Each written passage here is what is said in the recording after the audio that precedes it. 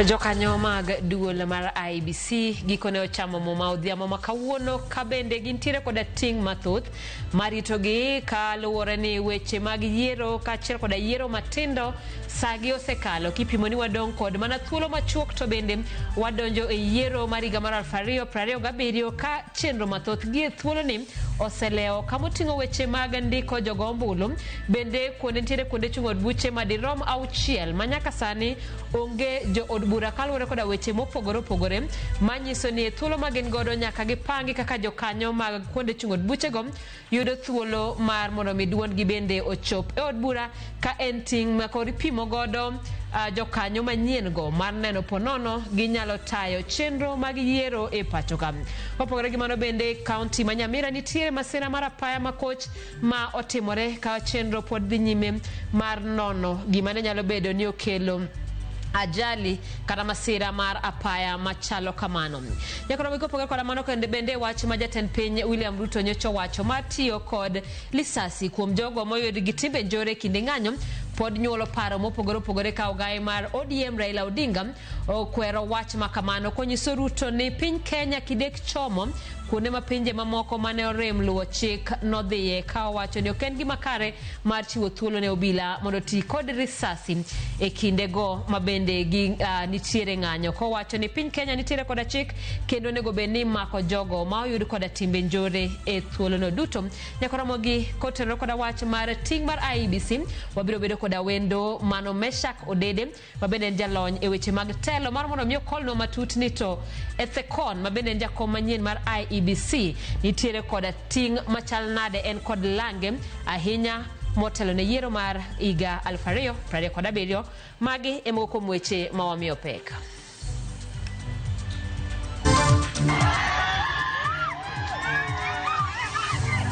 Ji abiro yang'ni owito ngimagi e alwora ma Kijauri kaunti ma Nyamira tok lori ng'ado brek kendo tuomo ji kaachiel gi mtokni.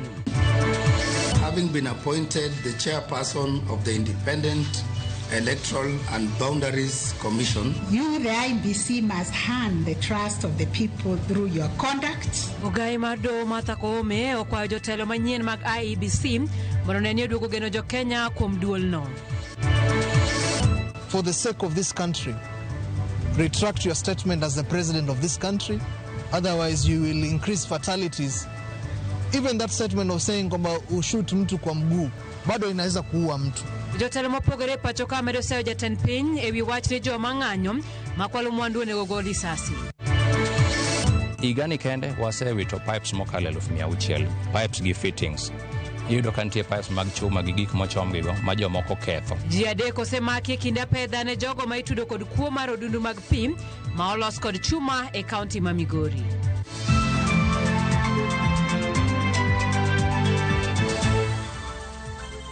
Onote Maria na wamara ote machok manaria deka uchiel no bende nyalo twak kodwa e mbui mopogore mag oganda achiel kachiel oyudore e mbui mar YouTube mar Facebook bende oyudo kanye mbui mar Instagram mbui mar X kachiel koda mbui mar TikTok nyinga Simfrozo Kinda jaloko marwa en Belinda Phillips. Kawacha Kijauri manitiere kaunti ma Nyamira. Masira no timore tok lori mane oting'o sigingi brege ochot kendo tuomo ji kanyakla kod nyamburko mane chung e ginga paya. Wamedo luwo sigarani kendo wabiro medo migo mana kaka odonjonwa.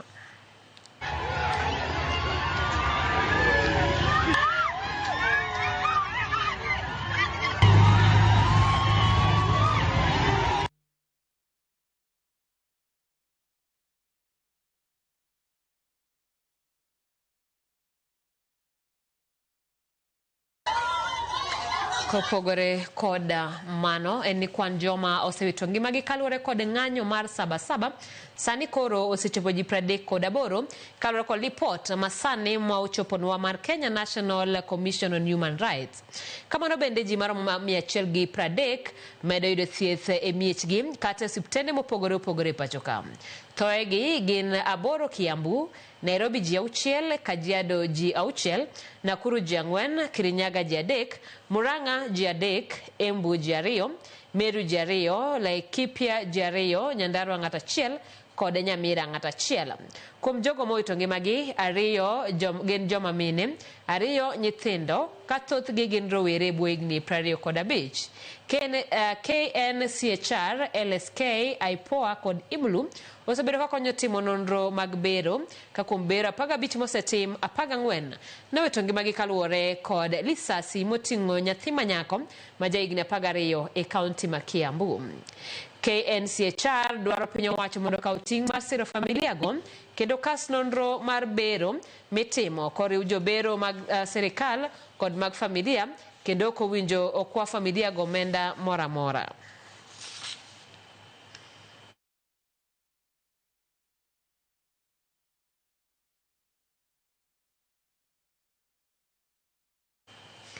Duol mochung' ne yiero IEBC gikone to yudo commissioners manyien bang' bet maonge kod commissioners kuom thuolo mar higni 2. Jakom manyien mar IEBC Erastus Ethekon kod commissioners mamoko 6 ochamo muma kendo singo maneno ni gimiyo luor duonde kaachiel gi ombulu mag jokenya e yiero maduong' mabiro. Kaka jafwambo marwa mar siasa Chris Owino leronwa, ting' maduong' mochomo IEBC en timo ikruok malong'o ne yiero mar higa 2027. Ng'wech mar yiero maduong' mar 2027 okalo ong'ala maduong' mogik bang' Erastus Edung Ethekon kod kweth mare kawo apisi ayanga ka commissioners manyien mag IEBC. I, Erastus Edung Ethekon. E twak mare mokwongo tok mako widhiang', jakom mar IEBC manyien Erastus Ethekon osingo mar bago yiero ma ohuyanga kendo man thuolo kaka yo mar miyo duol ombulu mag jopiny. I wish to state to the country that my first and foremost loyalty is to the people of Kenya, who hold the sovereign power under Article 1 of our Constitution. And that power allows them, therefore, to exercise their sovereign responsibility, including their right to vote. And therefore, I wish to assure Kenyans that their voices will not only be heard, but they will also count during this the coming elections. This swearing ceremony is not just about fulfillment of a legal requirement, though through the administration of an oath. Rather, it is about the transfer of trust that Kenyans have transferred to you.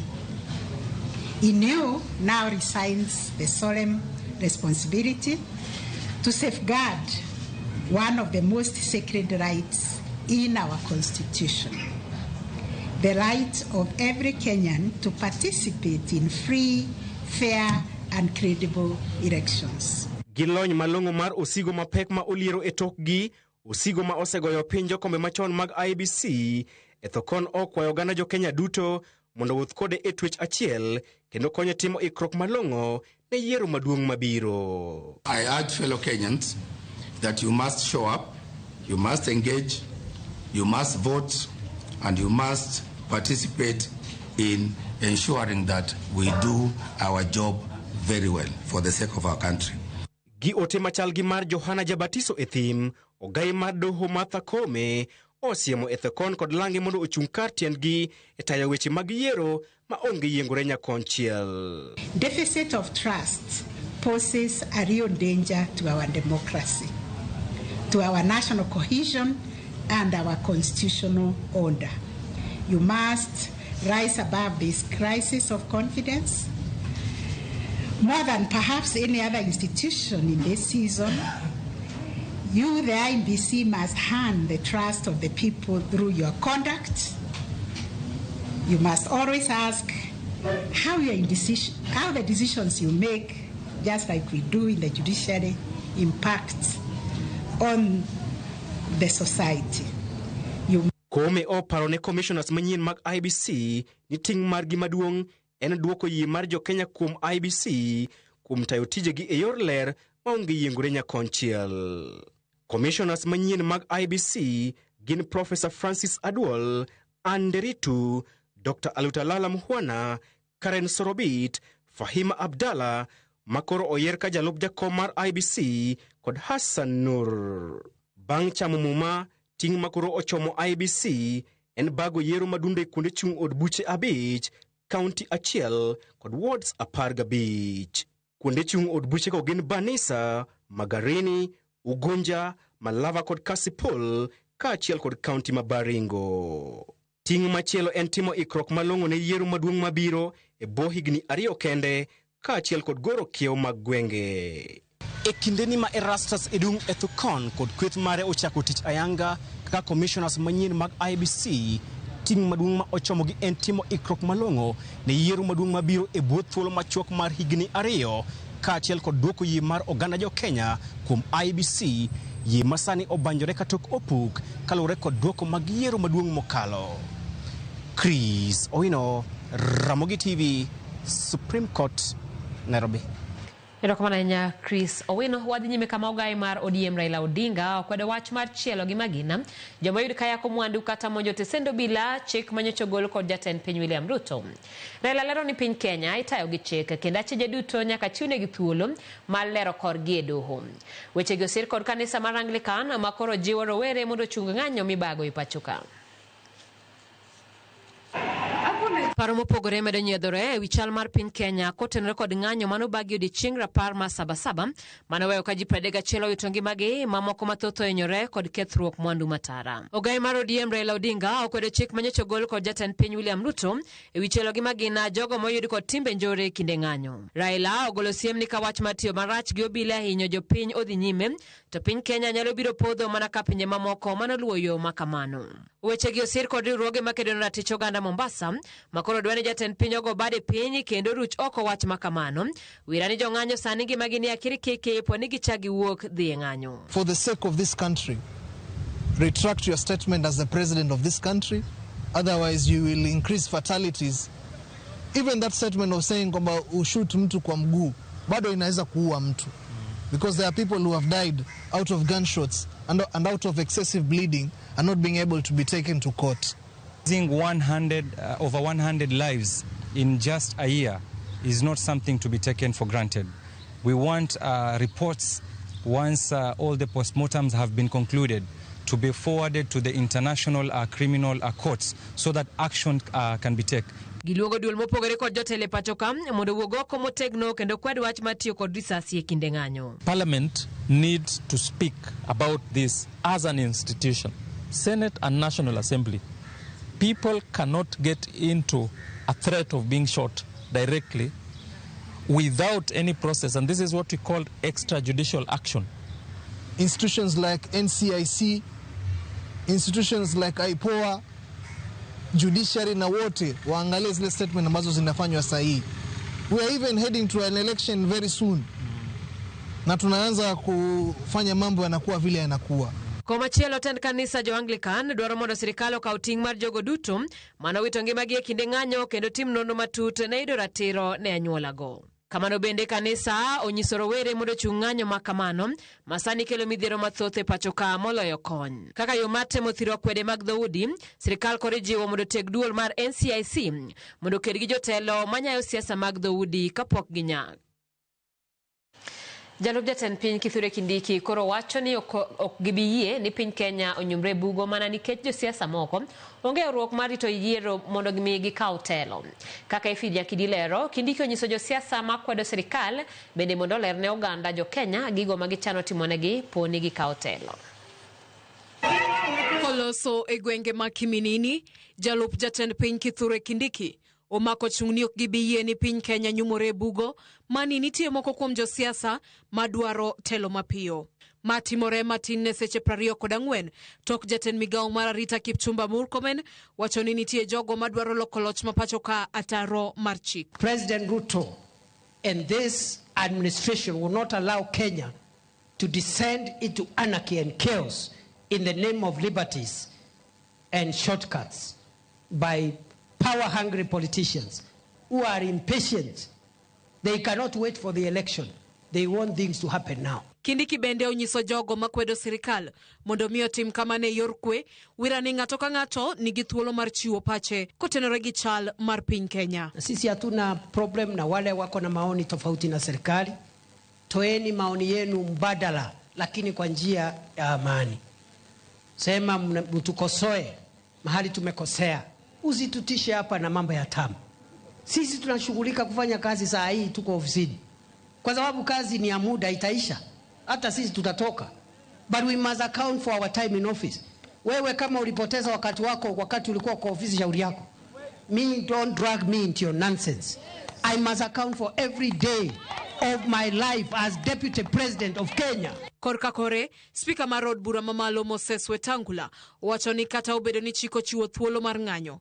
Ng'anyo makamano, nyaka time yor kwe, maneno ni onge jal mowito ngimane, kata mwandu mokwal. Whoever wants to demonstrate, let those demonstrations not end up in tragedies of proper destruction, maiming people, killing innocent people, and rendering people destitute. Senator Matranzoia Alan Chesang, mabene no yuoro nyasi majiwo dongruok e gwenge go makiminini, no kwayo Uganda mondo miyo mi sirikal manie telo sani, thuolo makare matich, kaka chiel kuom yore mag neno ni dongruok odhi nyime e gwenge go. Mimi naomba, kama Tranzoia, kwa sababu tunataka maendeleo, let us support the government of the day. Mambo ya kupinga serikali kila siku hatutapata maendeleo. Kwa ile hiko tuisukume tupate maendeleo ili pia sisi biashara zetu zisonge juu.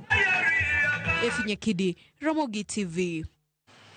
Boniface Kariuki, jawanda buog rombe mane ochwad gi magine wiye gi obila e kinde ng'anyo mar chieng' tarik 17 mar dwe mokalo, tinende oiki e dala gi mantiere Kangema e kaunti ma Murang'a. Ik mare biro tok apis mar jomin wach maduong' podho bura mondo obila mane ochiele gi magina odonjne gi buch nek. Bang' chiele kod magina, Kariuki norwake e od thieth maduong' ma Kenyatta, kama ne ochiwne thieth kuom thuolo mar jumbe 2 kapok ne owito ngimane. Sharon Ong'ao ni kod ler mathoth. Kogweng makangema mantiere kaunti ma Murang'a e kinde manitimo kopo mogik mar Boniface Kariuki, jaohanda buog rombe manochwad gi magina e wiye e kinde ng'anyo mar chieng' tarik 17 mar dwe mar auchiel mar higane. Arita kwe ne oridi e kinde kopo mare mar geng'o mutni moramora madino muoch e kinde kopo mare. Mondo oneni Kariuki omi luor makende e kinde iko mare, manen gavana e kaunti ma Nairobi Mike Sonko ne ochiwo kony kokadho kuom joge midendo kaka Sonko Rescue Team, mane ogolo ringre Kariuki kawuok e kar kano ringre mar jomotho ma KU Funeral Home nyaka dalagi mantiere Kangema gi Nyadhi. Jotelo mopogore opogore kotelnegi kod jatend duond bura ma Wiper Kalonzo Musyoka nochopo e ikno, ka seyo pod imedo biewne bad migawo mar obila kuom tiyo kod oteku mathoth ne jong'anyo e kinde ng'anyo adek mane oneno machiegni ni. Kama William Ruto hataki kujiuzulu, anaweza akawa impeached. Kama atawanunua bado namna hiyo, there's a third option, the next election. Tulisema usifadhaike, usiwe na hasira, kwa sababu rais akiamuka anakasirikia dunia nzima. Watu wa Murang'a, mambo ya bottom up mmekataa kupeleka watoto wetu kutoka hapa chini duniani kupeleka mbinguni kwa risasi, mmekataa. William Ruto anatakiwa kuwa pale kamiti, kwa sababu yale amefanya tangu ingie kwa ofisi ni ya kukadhafisha sana. This government must take responsibility for the death of Bonny. We demand justice and we tell the government that we shall not rest until Bonny gets justice. Ote mar jatend od buch DCP Rigathi Gachagua beneno somgi ogai mar Wiper kaluwore ni Gachagua timo limbe mare e piny Amerika.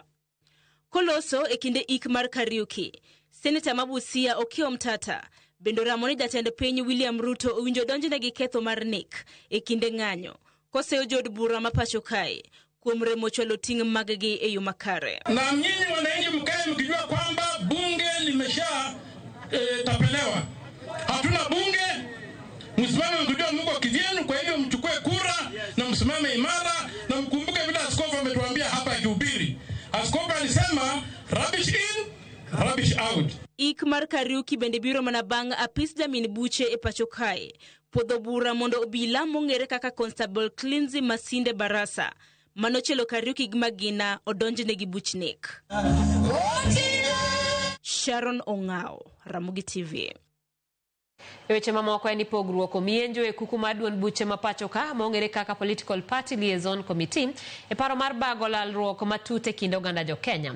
To ka jafwambo mar Eric Owenga lero, duond buche moko chich ni mago gin mana oledhi mag lalo pach jopiny e wi midhiero ma onuro jo Kenya gi sani. Ndalo abich kende tok jatend ODM migosi Raila Amolo Odinga chwalo paro mar loso aput moro moyiedhi mar twak ewi midhiero mayiengo piny Kenya gie sani, wachno medo nyuolo paro e mopogore opogore kuom jokanyo. Kuku mar duond buche mag siasa ma pacho ka nowuok mar lero ni mae esa mar temo keto tim paro mane Odinga osumo jokenya no. If we don't speak to each other, what do they want us to do? Bend the constitution? You know, remove somebody from office through irregular means? What is the end game to that? Chaos, anarchy. So from where we sit as PPLC, we are a dialogue platform. We believe in the rule of law. To the youth of Kenya, you have spoken. We have heard you. This is your moment to help shape the Kenya you deserve. Let's have a conversation. The national conversation is for the citizens. Duond bura mar Jubilee en achiel kuom duond buche e kukuno kokalo kuom jagoro maduong' margi Jeremiah Kioni gikiro lwetgi ni paro no. Pach Kioni no bende osir lwedo gi duond bura mar National Liberal Party motele gi Ishmael Omondi Koyo. The call for a convention, a conference or a conclave is yet another con game. A con game similar to what we had at NADICO that was conceived by Raila together with William Ruto. Then NADICO was to create the broad-based government. Raundi hii, it is now to give life to the broad-based government. Ni kuipatia maisha. How can we finish the 2 years left? Sama giseng'eyo ne gichwanyo jopiny to gidwa ni mondo koro giduok mirima mar jokeny piny ka ginyiso ni ani koro wawinjo mirimbu koro ni mal ahinya koro bi anena uru mondo walalre. Dialogue sani ndi monego beni wabedo godo kaka jokenya en migosi William Ruto odhi ong'iane na manifesto mare gi singo manoketo ne jopiny. Mane dialogue monego bedo godo sani. Dwaro mag twak e kinde mokalo okosenyuolo olemo makare kata kamano jotelo mag kuku mar duond buche ma pacho ka lero ni gin kod geno ni wang'ni lalruok makamano biro kelo rasruok madwarore. Some of these talks that we have had over time, they are not anchored in any law. For example, BBI. On what law was it anchored? NADCO. It was a political, quasi-legal arrangement. Okay? PPLC is a statutory body. It is anchored in the law, Section 38 of the Political Parties Act, as a dialogue platform. This is where all talks, matters politics, matters national cohesion, matters inclusivity should happen. Piny Kenya e thuolo mokalo osedre kama tek ahinya kalore kod ng'anyo mabende osemiyo ngima oganda kaachiel gi mwandu olal.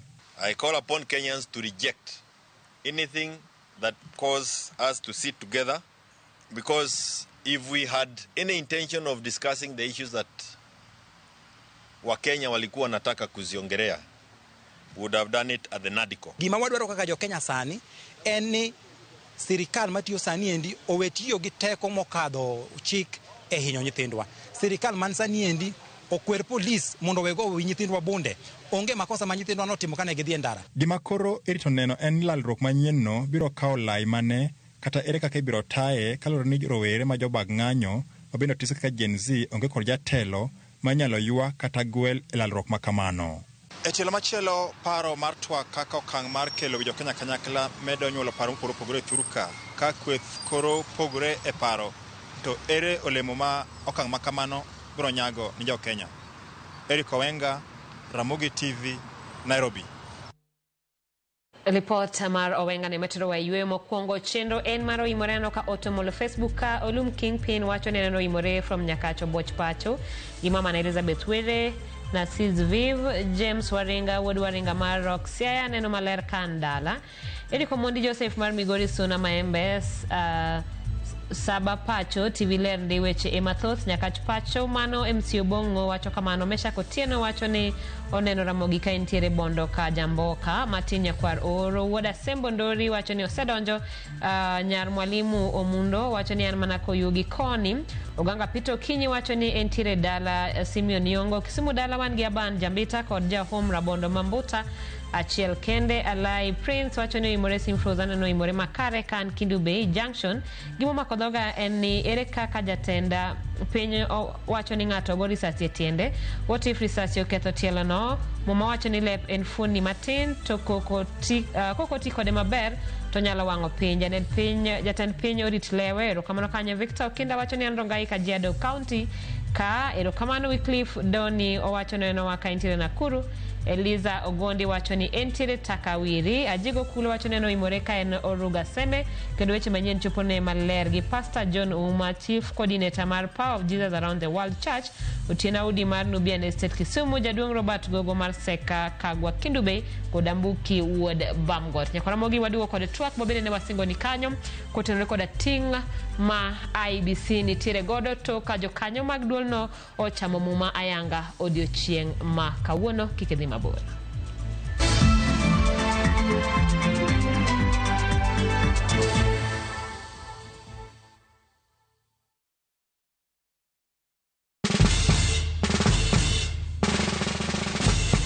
Guess what? Citizen Duca now delivers! Get amazing discount on your favorite essentials and have them brought straight to your doorstep, all for just 200 shillings delivery fee. Go to citizenduca.com, select the product you want, pay, and we'll handle the rest. Citizen Duca, the home of discount.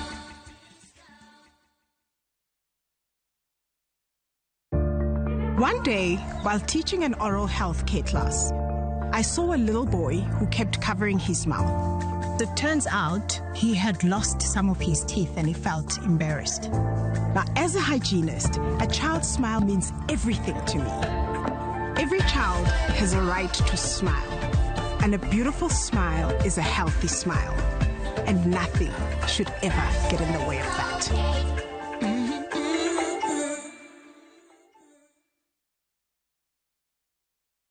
Introducing Wigo, your trusted ride. The ride with the most reliable, verified, efficient, and transparent drivers. With fabulous cashback incentives for passengers, each trip on Wigo feels like an upgrade. Download Wigo from Play Store or App Store or SMS Wigo to 20425 and ride with confidence. Wigo, let's go.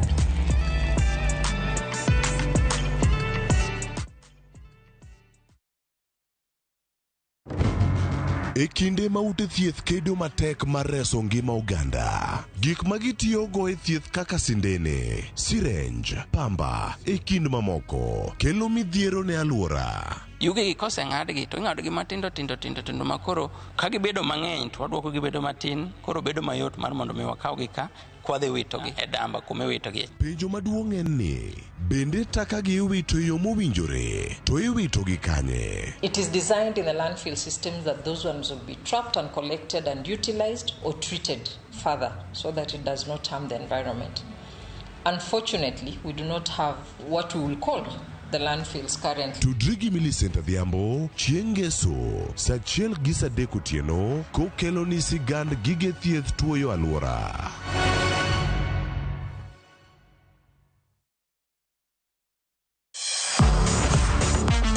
Ne thuolo mar yudo weche tuke duto nyaka mopondo. Mbaka makende mag jotugo kendo mag jomolony weche tuke. Can you believe it? Magite yudore chenro mar paw tuke. The 4.84 kilometers. Nonro matut kod gigo matimre manyien mag tuke duto mawuok e piny mangima. Tudri kodwa ngeso ka ngeso Ramogi TV. Kochakore sa 8 odiechieng' ka wami gik motimore paw tuke.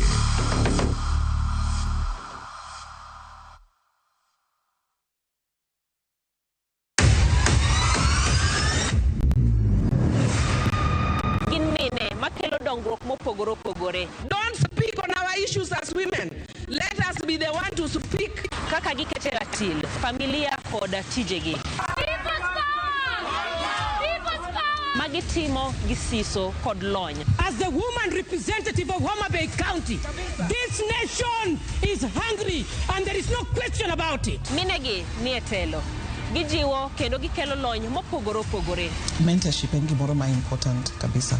Mano konyo ji kendo miyo ji bet gi positive attitude. Gimiyo lony margi kanyakla kod yudo duoko ne chandruoge duto magikale. We want leaders to be fair to the nation. To emine wacho sigand miyo ka miyo ogen. Mine wacho ngeso ka ngeso kod jailieta.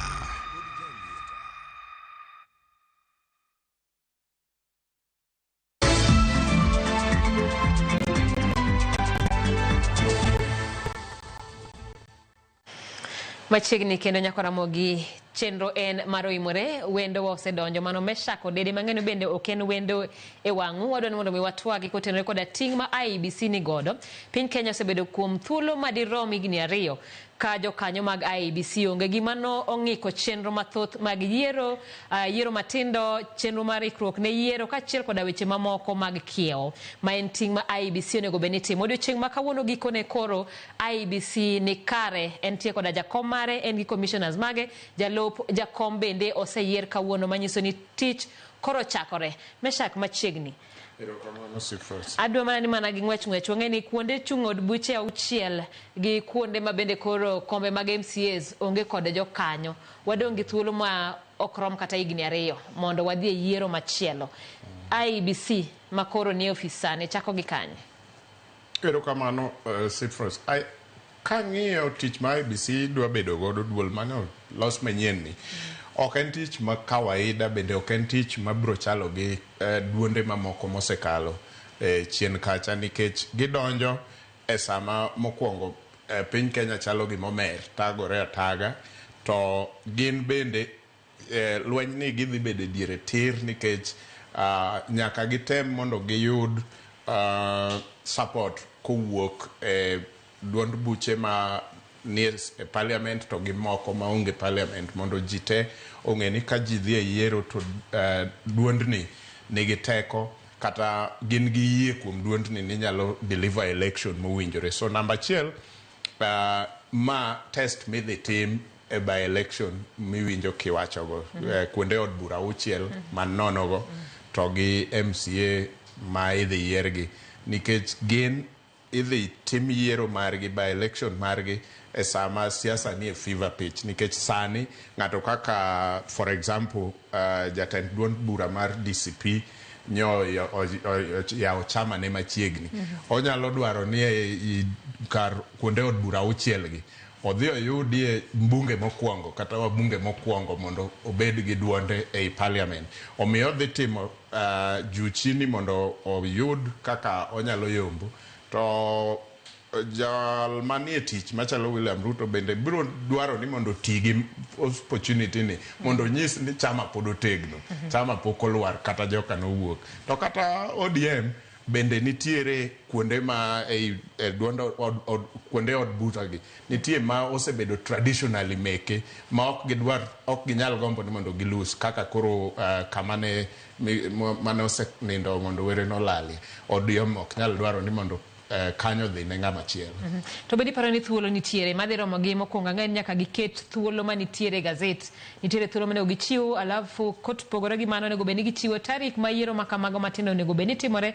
Par ni kinde gi bende nego beni gisechako ikore ne yiero maduong' mar higa mar 2027. Bedi paro ni thuolo nitiere mar timo yiero matindo gi duto matiek e sama owinjore mar mondo mi duol ni kendo chak weche mag iko yiero maduong'.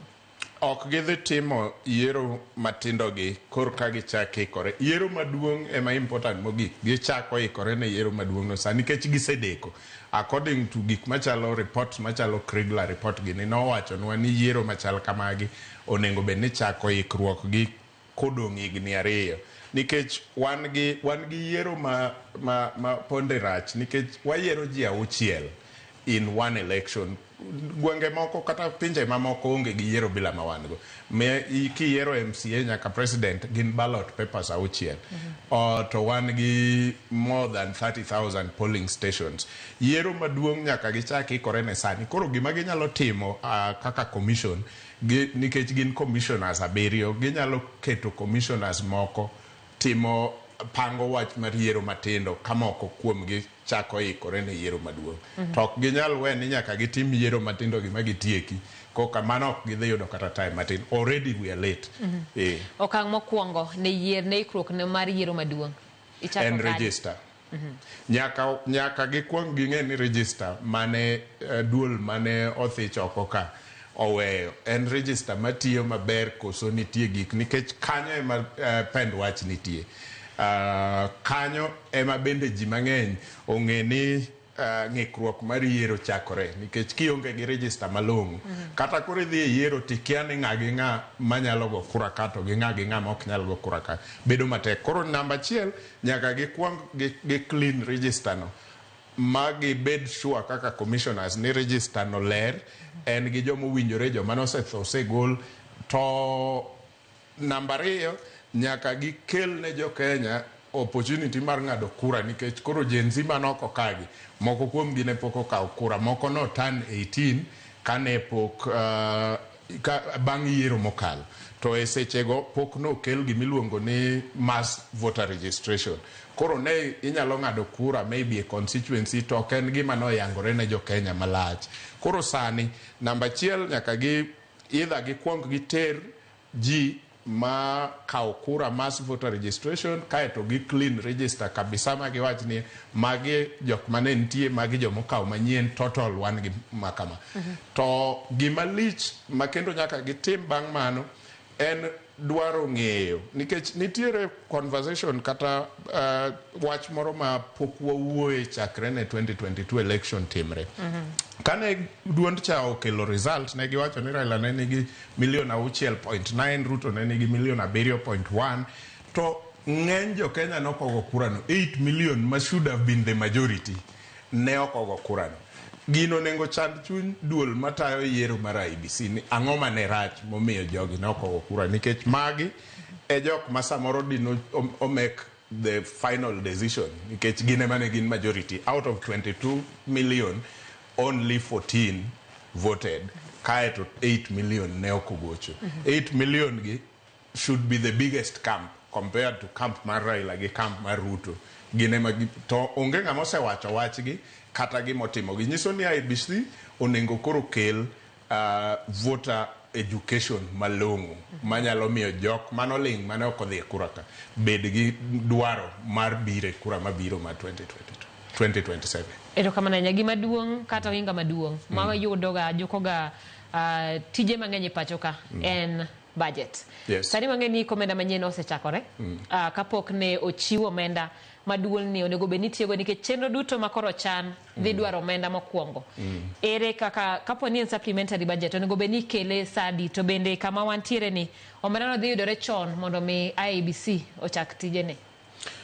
Ang'eyo ni ma to koro ni closer to the heart mar parliamentarians omiyo nyaka gi kata budget manosom ni IBC ni gomenda moseteng negi to nyaka parliamentarians di push mondo oyudo omenda malong'o nikech kama wasegike ni ng'eny moko kuom gi osechako bedo gi panic nikech yiero kogik budget manyien mar higa manyien 2026 June koa kanyo to kwadhi chako bedo gi budget machielo manyalo konyo IBC a lot nikech budget machielo midhi som en ma 2027 June to yiero en August. Koro en kata some to sirikal modonjo manyien ema biro tiyo kode. Koro nyiso ni odong budget achiel malong'o kopogore gi budget ma nyosomni odong budget achiel malong'o. Koro e budget ma wan go ni onengo bed ni IBC nigi pesa malong'o manyalo choro gi maber kendo ket ikruok gi e yo makare.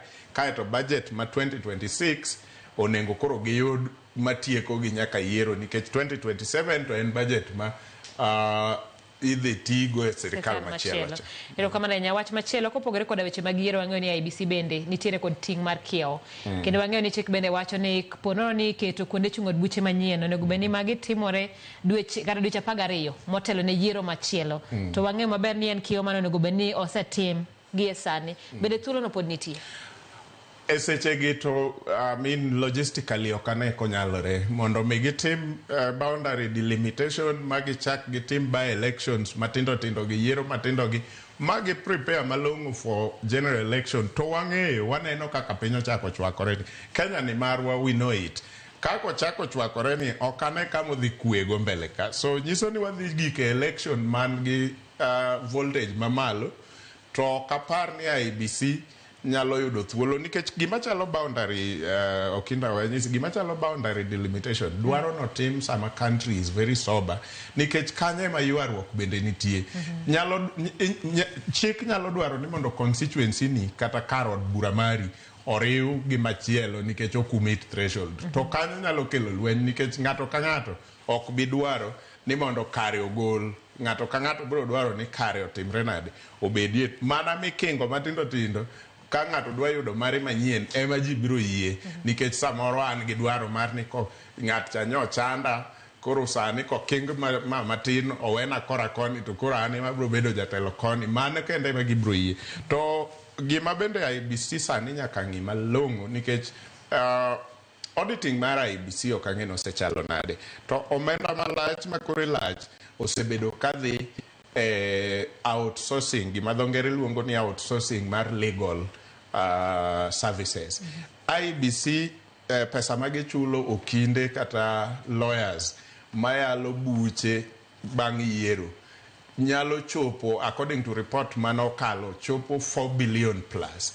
Ka esechego office attorney general mochung' ne chike kata dho ngere luongo ni state law yote nigi 5 billion or 5.3 as their whole budget for the year to IBC legal services kende gi outsource at billion 4.4. So nyiso ni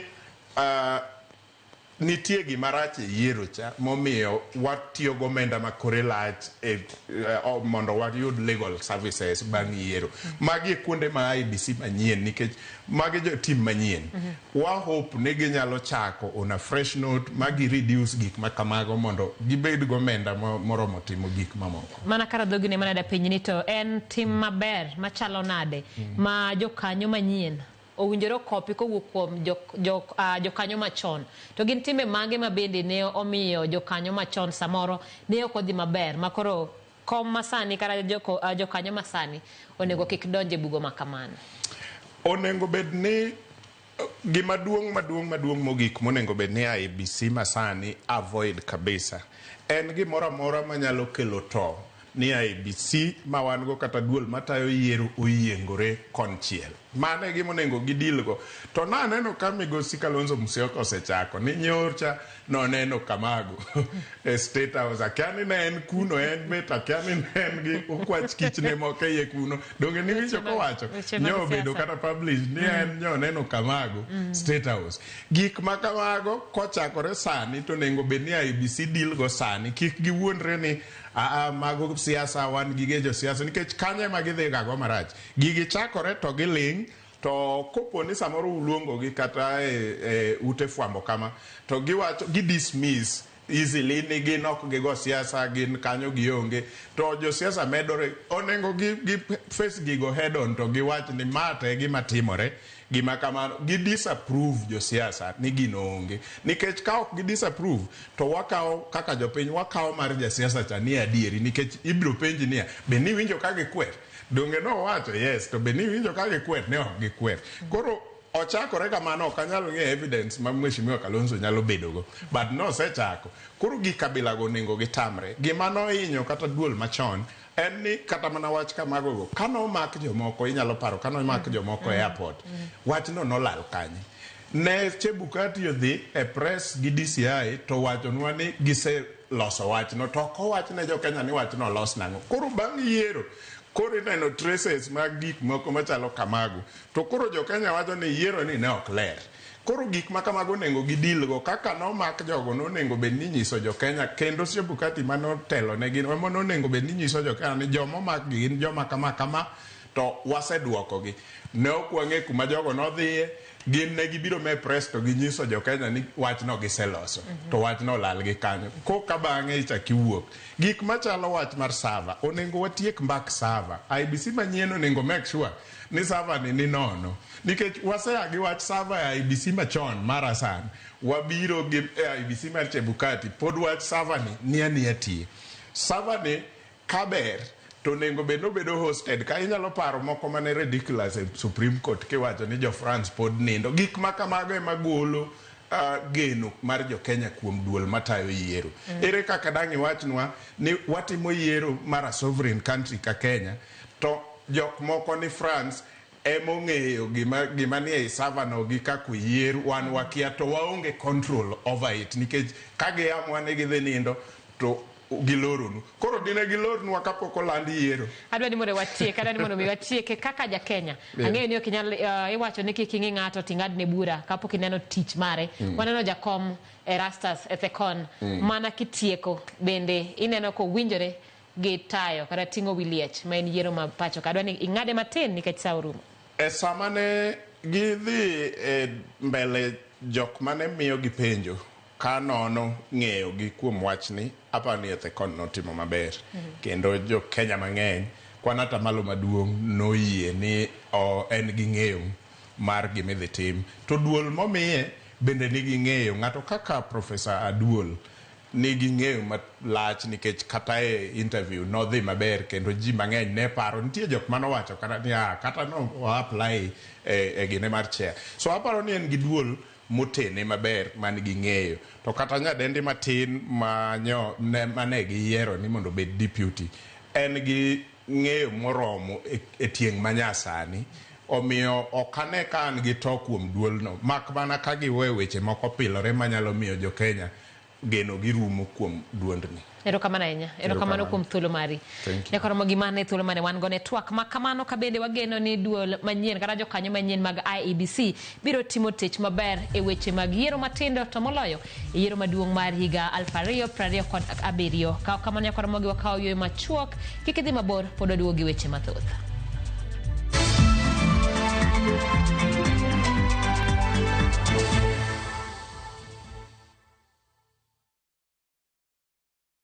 Explore Kenya, tembea na View Travel. Feel the sand between your toes on Mombasa, Diani, Malindi or Lamu's beaches. Embark on thrilling safaris in Masai Mara, Amboseli, Samburu or Tsavo. Enjoy Mount Kenya views in Nanyuki, the vibe of Eldoret, Kisumu or Nairobi. Marvel at the wildlife of Lake Naivasha, Nakuru or Elementaita. With View Travel, safari yako iko sorted. Easy, affordable and unforgettable. Visit viewtravel.com, call or WhatsApp 0703 254 254. View Travel. Dream, explore, discover.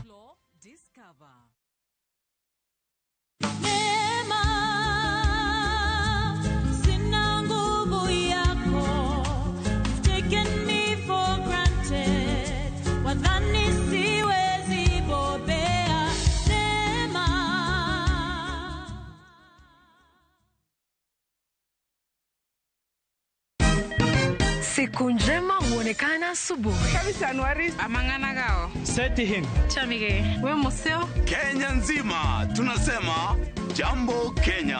Wax, tiki, taka. Twende sana my people. Hapa ndo nyumbani kwa muziki wa Afrika Mashariki na malezi ya vipaji. Sasa tuko tayari ku drive on. Mibibi na mijize. Leteni porojo sasa. Kwa habari za kuaminika kutoka kila pembe ya nchi. Are you ready? Leo kati ya Ingwe na Gor Serikali. Hapa ndio home. Radio Citizen, radio number 1. Radio number 1. Chonga gilo, emo miachano kama. Semia sudo nyime chonga gilo emo miacha no kama chonga emo Mondo yud weni kaka skiza tune mari D*860* 418#. Ramogi TV en od jower duto.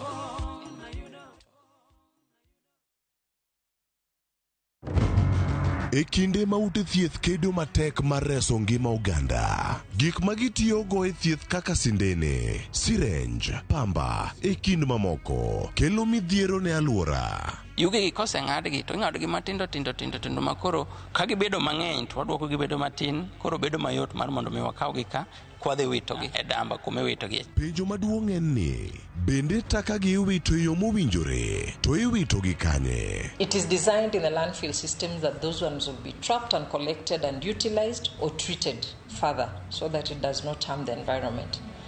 Unfortunately, we do not have what we will call the landfills currently. Tudrigi Millicent Adhiambo, Chiengeso, Sachiel Gisa Dekutieno, kokelo ni sigand gige thieth tuoyo alwora.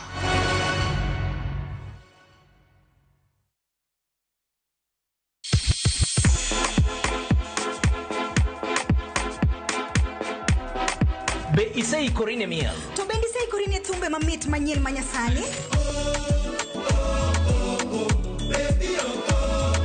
Wakelo ni mixes malit kabisa kod miel manyasani. And of course ngeso kangeso nyakumga jumsa krista mwena nyaka sauchieza. Cheki melanin top imeweza. And of course Hilo bwana Chenro N Dogma. Wewe twende leo tunakunja kitanda.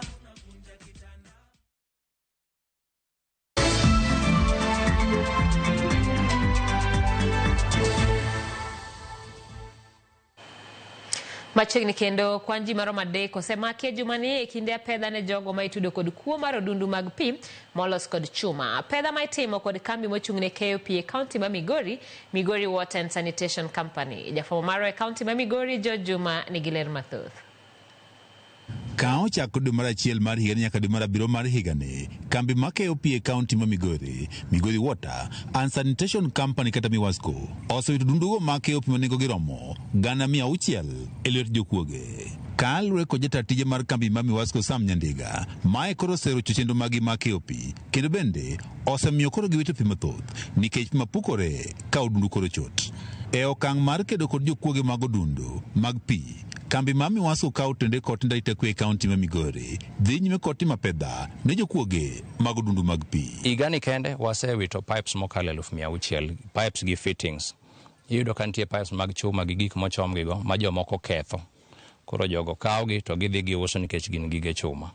Koro wakwayo jo public ma bende osebedo ka konyowa ma informwa to gi joma moko ni ka giyie to gi continue konyowa e wach mar pipes ma ji kwalo. E juma ne jogo ma chichgo ni achijego mosebedo ka kwalo dundugo mag pi marom adek e kaunti ma Migori ne omake, kaachiel kuomgi majiegni 18 ne ochwal e doho ma Migori. Kawuono wamor ahinya nikech ne wayudo jomoko moko osedhi e court kendo court koro nigi wachgino kendo deal godo.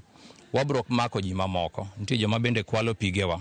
Yeah, we will continue with the exercise of ensuring that people are arraigned in court, people are arrested, increased surveillance, and we know it will stop. Jatatije ma kambi ma Miwasco Sam Nyandiga wacho ni thoth odundugi mag chuma ma ikwalo osebedi ka osenjo bende koro nyiewo chumbego ma oti kata scrap metals e kaunti ma Migori.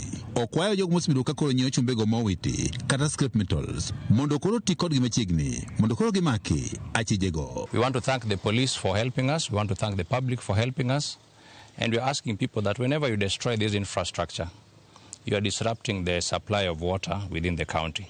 So we are pleading with you not to do that. But nitire jok mosebedo ka ketho gigewa mag supply godo pi. Odundu wanti jok makwalo sana molos gi chuma. Koro gikawgi to gidhi giuso gi kaka scrap metal.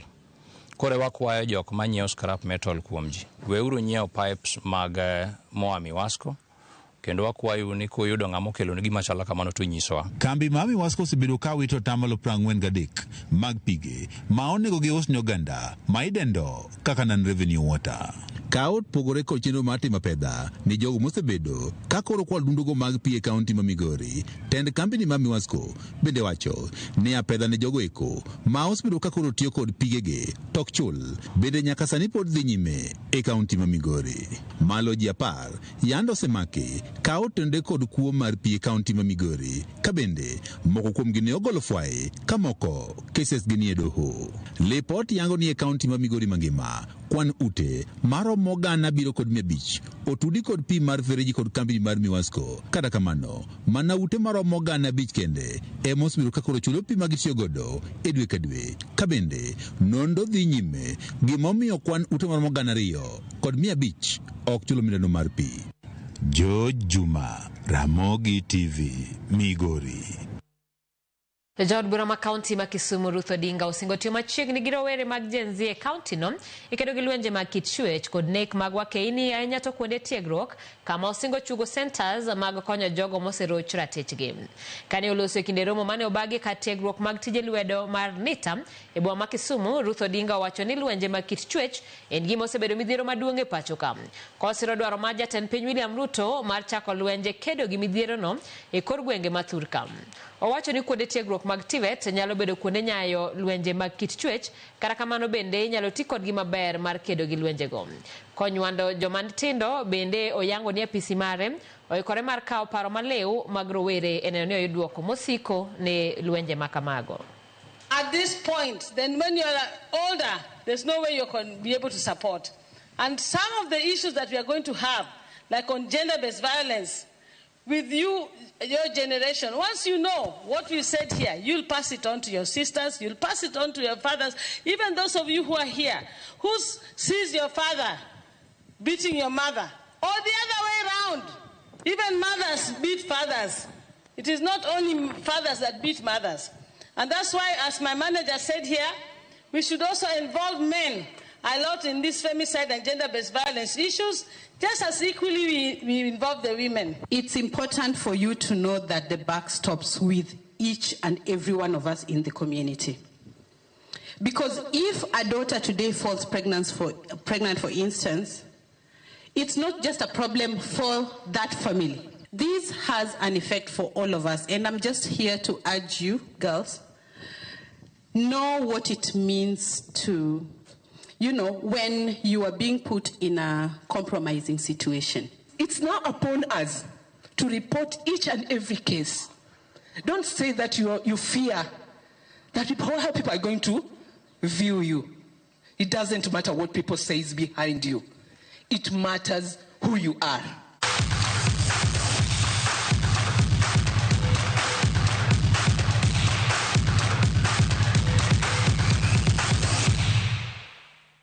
Machiegni weche mag tuke. Sirikand kaunti ma Homa Bay kawo makore gi bad migawo mochung' ne rito le mag bunge KWS osechako timo ikruok ne ng'wech mar reso le mar Omoro kata Run Antelope Half Marathon mabiro kelo kanyakla jong'wech mawuok e gwenge mopogore e piny Kenya. Run Antelope Half Marathon ne ochaki higa mar 2023 mar reso le no mabende Kenya mangima yudore mane kar kano le mar Ruma National Park e kaunti ma Homa Bay, kendo ma en tielo mar 2 mar ng'wejno. Ng'wech makamano biro timore kar neno le mar Roma e kind tarik 10 gi tarik 11 dwe mar 8 higani. Gavana ma Homa Bay Gladys Wanga mane loso e kinde chako ikruok ne ng'wech makamano e kar neno le mar Roma okoni gidhi nyime gi keto ikruok makare ne ng'wejno ka okwayo jong'wech mawuok e tung Kenya mangima mani kod dwaro e ng'wech makamano mondo chak ndikore kapok chenro ochakore.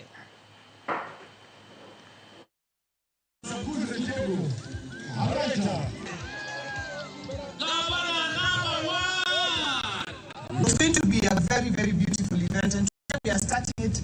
We are kick-starting it, and we want to ask that every Kenyan who's interested in participating in the marathon, and we want to call on every Kenyan who's interested in participating in the marathon to register. The event, essentially, in partnership with KWS, and KWS, we want to thank you because last 2023 when we had the marathon, you were involved and you supported us. And in 2025, we are seeing even bigger support.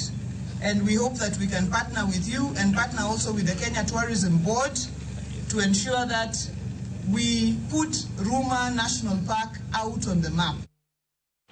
Komachelo tim mar Kenya Harambee Stars ochako rako margi motel ne tuke mag CHAN ikruok mag timo alap makasarani.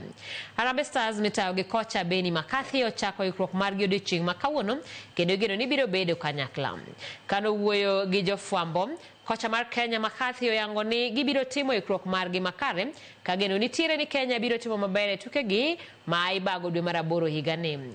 Kenya nitiere pool A kamoting'o timbe kaka Morocco, Angola, DR Congo kaachiel gi tim mar Zimbabwe.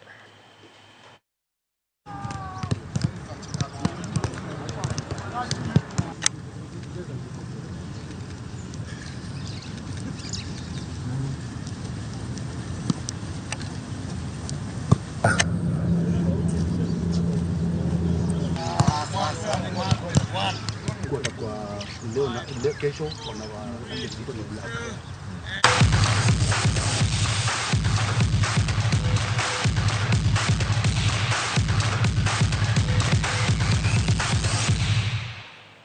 Jokoromo gi kanyo bende makelo we giko mar weche manyien mago imoreno ka ote donjo Facebook kanyo.